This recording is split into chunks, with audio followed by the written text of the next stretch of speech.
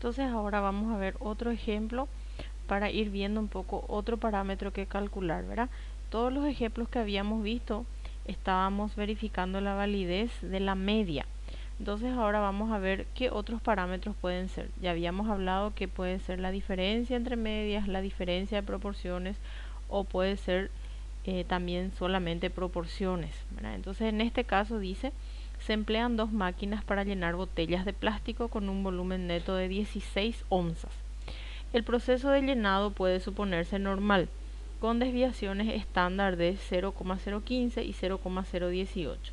El ingeniero de control de calidad sospecha que ambas máquinas no llenan el volumen neto necesario. Se toma una muestra aleatoria de la salida de cada máquina. El ingeniero tiene razón. Pruebe las hipótesis para alfa igual a 0,05. Entonces acá, en esta tabla, fíjense, tenemos todos los promedios de las salidas de cada máquina. Entonces la máquina 1 tiene 10 salidas, por lo tanto tiene 10 promedios, digamos, o sea, tiene 10 cantidades que va llenando en la botella. Y la máquina 2 también tiene 10 salidas, ¿verdad? Dice que el volumen de cada botella es de 16 onzas y él sospecha, ¿verdad?, de que las máquinas no están llenando el volumen que se necesita, o sea que no cumplen estas 16 onzas. Fíjense ustedes que aquí, por ejemplo, en la máquina 1, una de sus salidas llena 16,03, otro 16,04, 16,05 y así sucesivamente.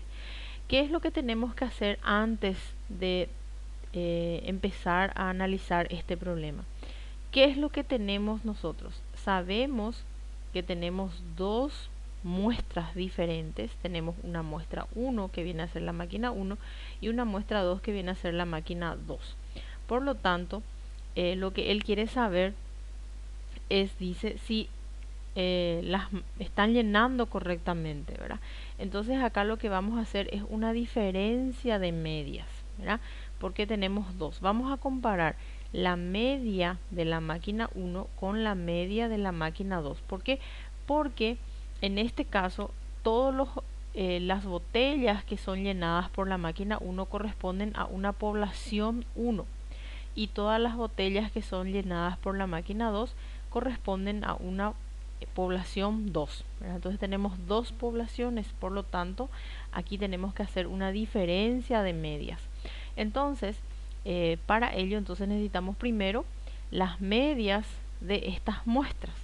Entonces lo que yo hice, ¿verdad?, aquí fue solamente tomar estos como datos sueltos, pues son 10 valores nada más, y entonces sumé todo y dividí por el total, que es 10. Entonces para la máquina 1 tengo una media de 16,015, una media muestral, ¿verdad? Y para la máquina 2 tengo una media muestral también de 16,005. ¿Está? Entonces ya tenemos las medias, acá están las desviaciones, ¿verdad?, de las muestras, perdón, de las poblaciones, ¿verdad?, 0,015 y 0,018, y tenemos también el valor de las n's, ¿verdad?, del tamaño de muestra 1 y el tamaño de muestra 2. Entonces ahí pasamos en primer lugar siempre a escribir las hipótesis. Primero decimos para la hipótesis nula que la media de la población 1 es igual a la media de la población 2. Eso quiere decir que las dos máquinas están cumpliendo con los requisitos, llenan las botellas con lo que tiene que ser, ¿verdad?, con el volumen establecido. El promedio llenado por la máquina 1 es igual al de la máquina 2, ¿verdad? Y en la hipótesis alternativa lo que vamos a decir es que esas medias son diferentes, ¿verdad? ¿Por qué? Porque en el problema en sí no habla de que uno sea mayor que el otro, uno es menor que otro, sino solamente quiere saber si se está cumpliendo el requisito. Entonces en este caso decimos que las medias, ¿verdad?, poblacionales son diferentes. Los promedios de llenado de las máquinas son diferentes. Entonces, si esto se acepta, ¿verdad?, de que comprobamos realmente que son diferentes, le estaríamos dando la razón al ingeniero. ¿Por qué? Porque quiere decir que una de las máquinas por lo menos no está cumpliendo con el volumen especificado. Y entonces ahora vamos a decir qué tipo de prueba tenemos. Y como que estamos diciendo que son diferentes en la hipótesis alternativa, entonces el tipo de prueba viene a ser bilateral o de dos colas. Y alfa es igual a 0,05, que viene a ser el nivel de significación que vamos a utilizar. Una vez que tenemos esto, entonces vamos a seleccionar la distribución apropiada y vamos a hallar el valor crítico de la z en la tabla. Acá tenemos un caso muy particular porque si bien nosotros estábamos hablando siempre de muestras grandes donde n es mayor a 30, en este caso particular la n es menor a 30, ¿verdad? Los dos tamaños de muestras son menores a 30. Entonces, pero tenemos las desviaciones estándar de las poblaciones, ¿verdad? Conocemos las desviaciones estándar de la población de las dos máquinas, y por más que las n's en este caso particular son iguales a 10, lo que significa que son menores que 30, podemos seguir utilizando una distribución normal. Además, en el problema también dice eso, ¿verdad? Si volvemos al problema, ¿verdad? Un ratito, acá dice: el proceso de llenado puede suponerse normal, o sea, ya estamos diciendo que es una aproximación a la distribución normal. Entonces, en este caso, como tenemos el valor de las desviaciones estándar, además en el problema dice que se supone que es una distribución normal, entonces por más que no se cumpla con el requisito de la cantidad, ¿verdad?, necesaria como para decir que son muestras grandes en el tamaño de la muestra, entonces igual podemos seguir utilizando la distribución normal. Esto ya ocurrió en otros ejercicios que habíamos visto de estimación de parámetros también, y también en distribuciones muestrales, ¿verdad? Entonces eso hay que tener en cuenta. Si tenemos como dato la desviación estándar poblacional y si en el ejercicio dice que es una distribución normal, entonces podemos usar eso. Seguidamente, entonces, sacamos de la tabla el valor crítico de z para una prueba bilateral y para el nivel de significancia 0,05. Entonces es más o menos 1,96. Seguido, entonces, escribimos el criterio de decisión. Tenemos entonces acá nuestra campana de Gauss y ustedes ya saben, ¿verdad? Z crítica, positivo 1,96 y negativo 1,96. Entonces, todo lo que sea mayor a 1,96 es zona de rechazo, todo lo que sea menor a negativo 1,96 zona de rechazo, y lo que queda en medio es la zona de aceptación. Y el criterio de decisión es que si la z calculada es menor o igual a 1,96 y es mayor o igual a negativo 1,96, se acepta nuestra hipótesis nula, o sea, las medias son iguales. Y caso contrario vamos a tener que rechazar. Y ahora vamos a estandarizar el estadístico. Acá entonces tenemos algunas pequeñas particularidades que tenemos que atender. En primer lugar, traemos las medias de las muestras, que fue lo primero que calculamos. Recuerden que estos valores, el problema no nos dio como un dato, si nosotros tuvimos que hacer como un cálculo auxiliar de esa tabla de donde estaban los valores, ¿verdad? Otro dato que tenemos son las desviaciones poblacionales, ¿verdad? Tenemos la desviación de la población 1, 0,015, y la desviación de la población 2, 0,018.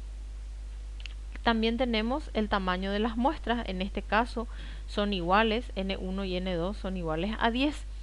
¿Y qué nos falta? Nos faltaría la media poblacional, ¿verdad? No tenemos como dato la media de la población, ¿verdad? Ni tampoco cuánto viene a ser la diferencia. Pero ¿qué ocurre? Nosotros en la hipótesis nula dijimos que las medias poblacionales son iguales.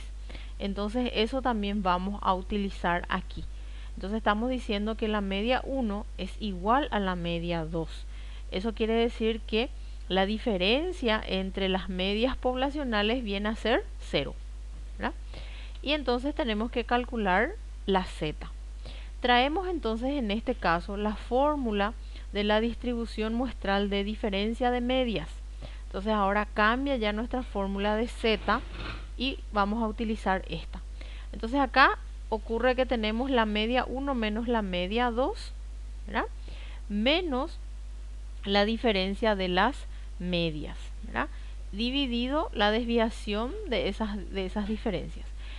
Y ahí entonces tenemos que calcular la desviación de la diferencia de medias muestrales con esta fórmula, y una vez que aplicamos esa fórmula entonces cargamos todos los datos y vamos a tener que esa desviación es 0,0074. Y ahí cargamos todo en nuestra formulita de z, ¿verdad? Acá sí tenemos media 1, 16,015 menos 16,005, que viene a ser la diferencia de las medias muestrales, menos, y ahí entra lo que aquí habíamos dicho, ¿verdad? Hay que recordar esto. En nuestra hipótesis nula dijimos de que las medias son iguales. Entonces, si las medias son iguales, la diferencia entre ellas es 0. Entonces, eso es lo que utilizamos aquí. Y al resolver esto, obtenemos que la z es 1,351. Y eso llevamos nuevamente a nuestra campana de Gauss, ubicamos allí y entonces tenemos que la z calculada está más o menos ubicada en esa zona, por lo tanto cae en la zona de aceptación, siendo que es menor que 1,96, pero es mayor que negativo 1,96. Y una vez que tenemos esto, ya sabemos que tenemos que aceptar nuestra hipótesis alternativa, perdón, nuestra hipótesis nula, por lo tanto las medias son iguales y ahí vamos a escribir el resultado, ¿verdad? Y tenemos que interpretar el resultado en el paso 5.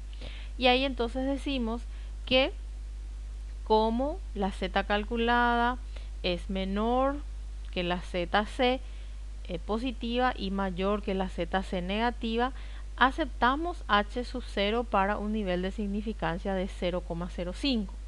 Por lo tanto, no existe evidencia estadística para pensar que las medias son diferentes, ¿verdad? En base, podíamos colocar también eso, en base a una muestra de 10 botellas de cada máquina. Por lo que concluimos que las sospechas del ingeniero son infundadas, o sea, no tiene razón de ser.